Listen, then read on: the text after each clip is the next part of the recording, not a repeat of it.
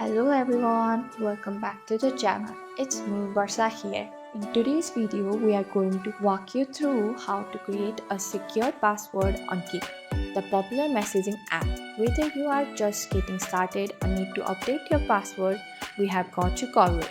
Let's get started. First thing first, let's open up the Kik app and make sure you are logged in into your account. Once you are into the Kik app, you want to go to the setting menu. To do that, just tap onto your profile picture in the top right corner of your screen. Now first thing first, you will see an option called change password here. To do that, you will need to add your current password here.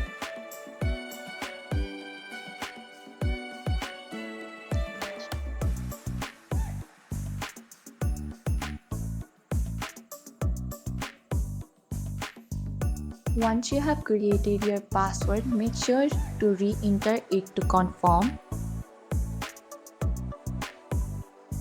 After that, just tap save and your new password will be saved.